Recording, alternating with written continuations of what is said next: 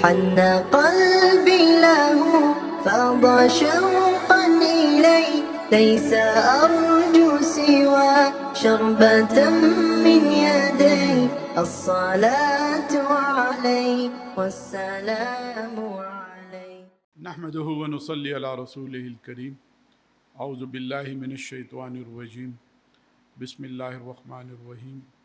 هو الذی ارسل رسولہ بالہدی ودین الحق لیظہرہ علی الدین کلہ ولو کرہ المشرکون. صدق اللہ العظیم. محترم جناب حضرت مولانا عبد المالک صاحب، عزیز بھائیوں اور دوستوں،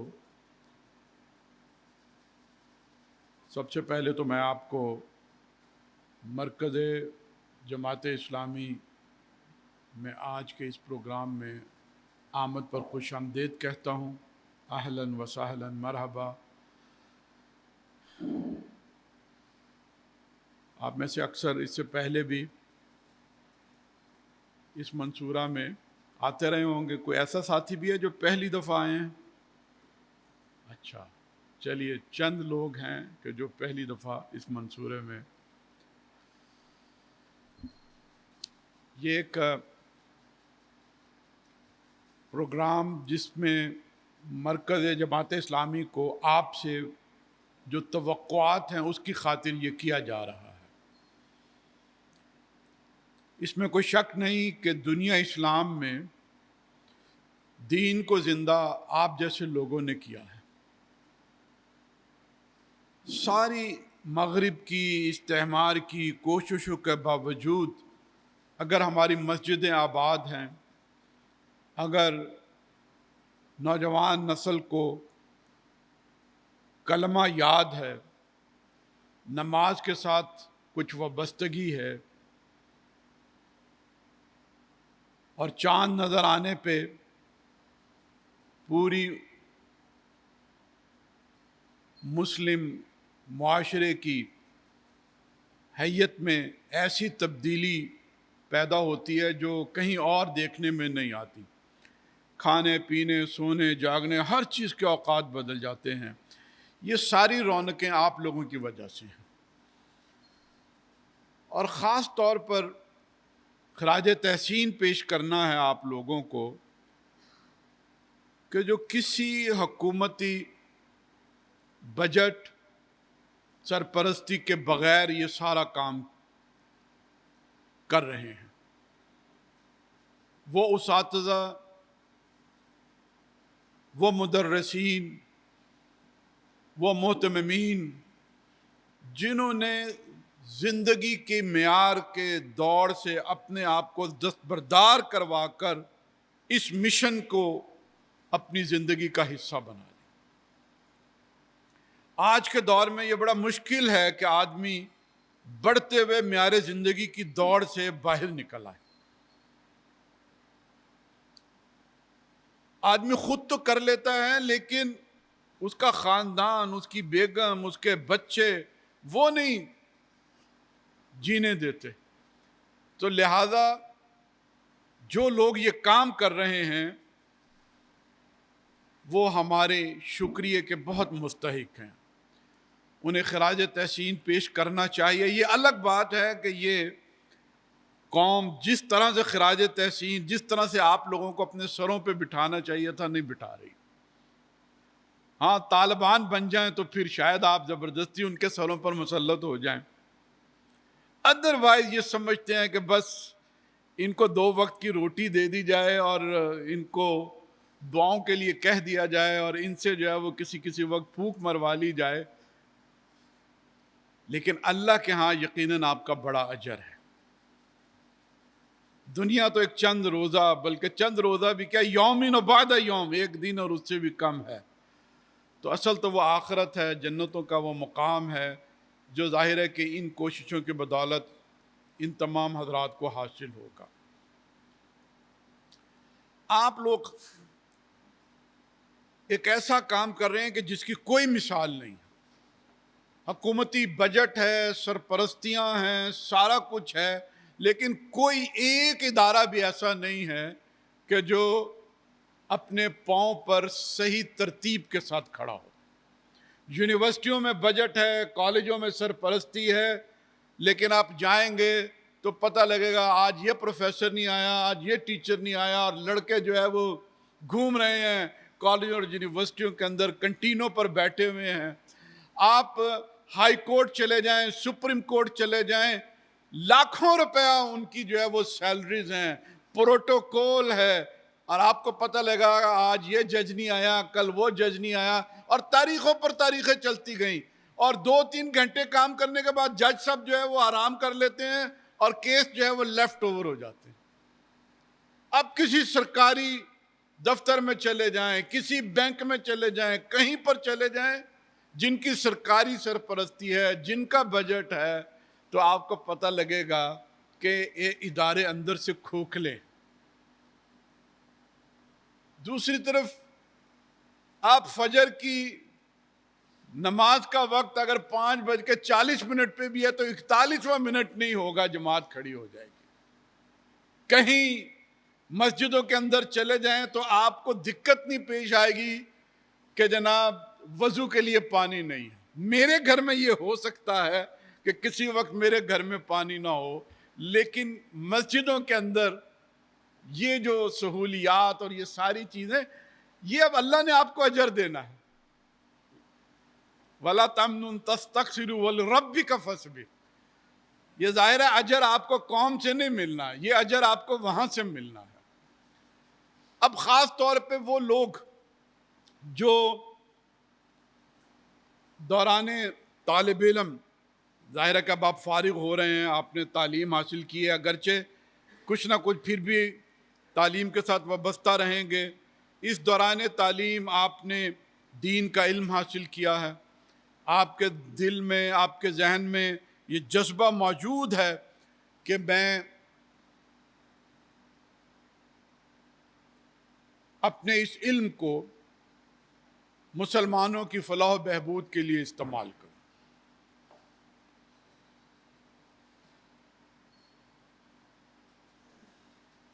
مدارس ہیں، مساجد ہیں، مراکز ہیں، جب عملی زندگی میں آئیں تو دین کے ساتھ جو وابستگی آپ نے اختیار کی ہے وہ قائم رہنی چاہیے۔ پہلی توقع تو یہ ہے کہ جو دنیا کی بھاگ دوڑ میں اور معیار زندگی کی کوششوں میں کہیں یہ نصب العین اوجل نہیں ہونا چاہیے۔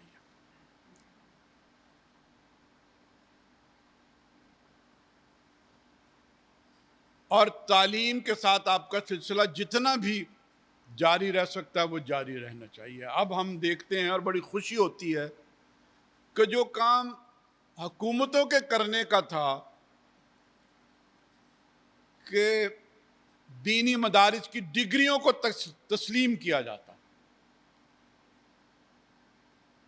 اور لوگوں کو مواقع ملتے کہ وہ زندگی کے تمام شعبوں میں پہنچ سکتے۔ یہ ایسے مواقع بنگلہ دیش کے اندر ہیں، ترکی کے اندر ہیں، آپ آگے ہر طرح کی تعلیم میں پہنچ سکتے ہیں، لیکن یہاں پر انگریز کی سازشوں کے ذریعہ تعلیم انگریزی ہونے کی وجہ سے، بیوروکریسی کے خاص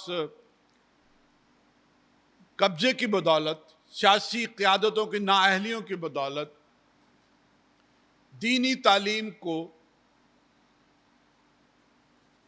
بہت پست کیا گیا ہے۔ بڑی کوششوں کے ساتھ کہیں کچھ ڈگریوں کی منظوری ہوئی، تو اب ہم یہ دیکھتے ہیں کہ یونیورسٹیوں کے اندر ایم فل اور پی ایچ ڈی کے لیے بھی آپ جیسے لوگ آ رہے ہیں۔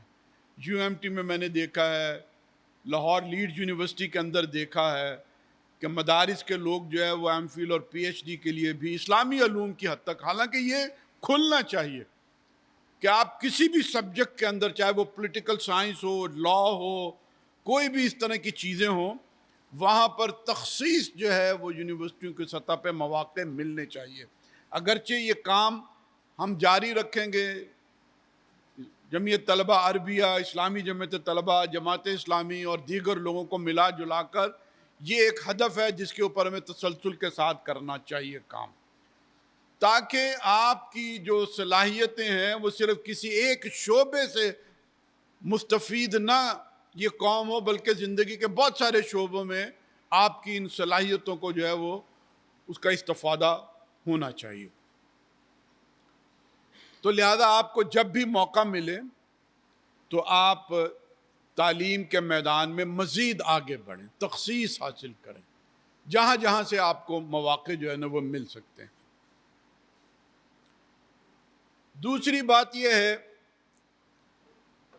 وہ جو قرآن یہ کہتا ہے نا وَجَعَلْنَا لِلْمُتَّقِينَ اماما، یہ جو متقیوں کی امامت ہے یہ کسی منصب کی وجہ سے نہیں ہے۔ یہ منصب چاہے وہ کسی تنظیم کا منصب ہو، وہ امیر ہو، وہ سیکرٹری جنرل ہو، وہ قیم ہو، وہ کسی مدرسے کا محتمم ہو، وہ کسی مسجد کا امام ہو، ان مناصب سے تو اللہ تعالیٰ نے کہا کہ بھی ذرا بچنا چاہیے۔ اگر ذمہ داری پڑ جائے تو ٹھیک ہے، پھر آدمی اس کو اٹھائے، لیکن یہ جو آیت ہے وَجَعَلْنَا لِلْمُتَّقِينَ اماما، یہ امامت، متقیوں کی امامت وہ ہے علم میں، فضل میں، تخصیص میں، اس میں آگے بڑھنا چاہیے، اور یہ کسی منصب کی مرہون منت نہیں ہے۔ کوئی شخص ایمان میں، عبادات میں، تقوی میں جتنا فضل و کمال جس کے پاس ہوگا وہ کہیں پر بھی موجود ہوگا، انبوہ کثیر اس کے گرد اکٹھی ہوگی، چاہے وہ کسی مسجد کا خطیب ہے یا نہیں، کسی مدرسے کا محتمم ہے کہ نہیں ہے۔ یہ ماضی کے اندر بھی ہم نے دیکھا ہے، بہت سارے بزرگان دین ہیں جن کے پاس کوئی منصب نہیں تھا، لیکن علم و فضل میں انہوں نے جو کمال حاصل کر لیا تو ایک گروہ جو ہے وہ ان کے گرد شاگردوں کی صورت میں اکٹھا ہوتا رہا۔ تو منصب سے ہٹ کر اپنے علم و فضل کو پروان چڑھائیے۔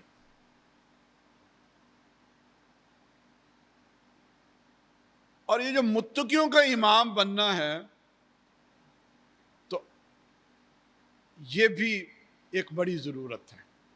آپ جہاں جہاں موجود ہیں، ہو سکتا ہے کہ کوئی دباؤ پڑے، کبھی کسی مسجد کمیٹی کا، محلے والوں کا، کچھ اور چیزوں کا، اور وہ ایک خاص طرح کا اسلام جو ہمارے معاشرے کے اندر موجود ہے، وہ چاہتے ہیں کہ بس اس اسلام کے اوپر بات کریں۔ وہ اسلام یہ ہے کہ جی کلمہ ٹھیک کروا لیں، نماز ٹھیک کروا لیں، زکوٰۃ کے مسائل پوچھ لیں، وضو اور تیمم کے مسائل پوچھ لیں، اس حد تک جو ہے وہ بیان جاری رہے۔ لیکن جہاں آپ نے بڑی امامت کو ٹچ کیا، وہ بڑی امامت کیا ہے؟ وہ جو اسلام آباد والی بیٹھی ہوئی ہے، امامت کبریٰ، لِيُظْهِرَهُ عَلَى الدِّينِ كُلِّهِ وَلَوْ كَرِهَ الْمُشْرِكُونَ، جب آپ نے اس کے اوپر گفتگو شروع کی تو بہت سارے لوگوں کے ماتھے پر بل پڑنا شروع ہو جاتا ہے۔ یہ تو سیاست آ گئی، اور سیاست جو ہے وہ کسی امام کو اور کسی خطیب کو اور کسی مدرس کو جو ہے وہ نہیں کرنی چاہیے۔ اس کانسیپٹ کو تبدیل کرنے کی ضرورت ہے۔ یہ سیاست نہیں ہے۔ 1400 برس سے اختیار اور اقتدار کے ایوانوں میں دین کا دروازہ بند ہے۔ ہم سب نے مل کر اقتدار اور اختیار میں دین کا دروازہ کھولنا ہے۔ یہ دین کا دروازہ اس بڑی امامت میں کھولنا یہ میرا اور آپ کا فرض ہے۔ متقی جو ہیں وہ ایسے نہیں ہیں کہ بس بیٹھے رہیں، ایک خاص حلیہ ہو، ایک شکل ہو، چہرے پر ایک خاص طرح کا نشان ہو، اور کسی سے اس کا کوئی واسطہ نہ ہو، اور ہر بندہ یہ سمجھے کہ بس اس سے دعا کروائی جا سکتی ہے، اس سے رابطہ اور تعلق رکھا جا سکتا ہے۔ نہیں، متقی تو وہ ہے کہ جو پورے ماحول کو چیلنج کرے، تبدیل کرے۔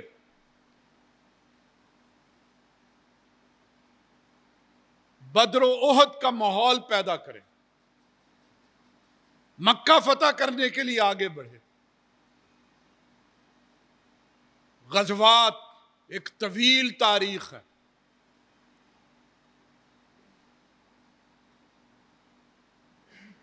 تو عوام کے اس شعور کو جو عرصہ دراز سے پیدا ہو چکا ہے اسے تبدیل کرنے کی ضرورت ہے۔ وہ لوگ جو نسلی اسلام کے ساتھ وابستہ ہیں انہیں اصلی اسلام پہنچانا۔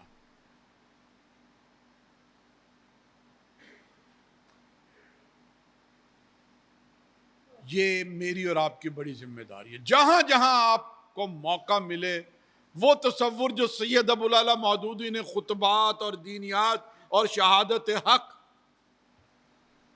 بنا اور بگاڑ کی صورت میں پوری دنیا کے سامنے پیش کیا ہے، اس کا ہمیں علم بردار بننا، نسلی ایمان کو اصلی ایمان کے اندر تبدیل کرنا، اور صدیوں کے انحطاط سے جو دین کے بارے میں ایک محدود سا تصور پیدا ہو گیا ہے، اور ہم نے امامت کو دو حصوں میں تقسیم کر دیا ہے کہ ایک دنیا کی امامت ہے، یہ سیاست دانوں کے سپرد کر دی جائے، مفاد پرستوں کے سپرد کر دی جائے، اور نماز روزے اور قرآن والی امامت جو ہے وہ بس چند مولویوں کے سپرد کر دی جائے۔ نہ، ان دونوں چیزوں کے اوپر آپ کی ذمہ داری بننی ہے کہ لوگوں کی رہنمائی، لوگوں کو اس کی طرف بلانا ہے۔ اور لیکن یہ ساری چیزیں جیسے میں نے پہلے عرض کیا ہے کہ فضل و کمال ہمارا ذاتی ہوگا اور لوگ محسوس کریں گے، لوگ دل سے قائل ہوں گے، تو یقیناً آپ کی باتیں اثر کرتی چلی جائیں گی، ماحول کے اندر ایک تازگی پیدا کریں گی۔ اپنے اس علم اور فضل اور اپنے ان اوصاف کو پروان چڑھائیے۔ وہ جو میں نے بات کی تھی کہ اب تو یہ زمانہ آ گیا ہے کہ اگر آپ کا کمال آپ کے اندر موجود ہے وہ چھپا نہیں رہے گا۔ بہت سارے لوگ ایسے ہوں گے کہ جن کو مختلف عہدے اور منصب جو ہے وہ میسر آئیں گے، لیکن ایک عہدہ اور منصب آپ کی جیب میں موجود ہے، یہ کیمرے والا موبائل ہے جس میں سوشل میڈیا موجود ہے۔ اگر آپ کے اندر فضل و کمال پوری طرح سے موجود ہے تو یہ چیز پوری دنیا میں آپ کے لیے ایک ذریعہ بن جائے گی، ایک میڈیا بن جائے گی، میڈیم بن جائے گی۔ ہم نے دیکھا ہے کہ بعض لوگ جو دینی مدارس سے نہیں بھی نکلے، کوئی انجینئر ہے، کوئی ڈاکٹر ہے، اور وہ ایک کیمرے والے موبائل سے اپنی باتیں جو ہے نا وہ پہنچا رہا ہے، اور دنیا بھر میں سینکڑوں نہیں، ہزاروں نہیں، لاکھوں لوگ جو ہے وہ ان کو سن رہے ہیں۔ نہیں محتاج زیور کا جسے خوبی خدا نے دی۔ تو وہ خوبیاں جو اللہ تعالیٰ نے آپ کو دے دی ہیں، اور مدارس نے اور تعلیم نے اس کی نشو و نما کی ہے، اس کو عروج پر پہنچائیے، اور اپنے اس فضل و کمال کو دنیا میں مسلمانوں کو حقیقی اسلام کی طرف لے جانے کے لیے استعمال کیجئے۔ راستے کشادہ ہوتے چلے جائیں گے، اور یہ راستے جو ہیں وہ کسی عہدے اور منصب اور کسی امامت اور خطابت اور مدرسہ اور مہتمم ہونے کے محتاج نہیں ہیں۔ وہ چیزیں خود بخود چل کر آپ کے پاس آئیں گی اگر فضل و کمال میں اعلیٰ مثال بن جائیں گے۔ سبحان ربک رب العزت عما یصفون وسلام علی المرسلین والحمد للہ رب العالمین۔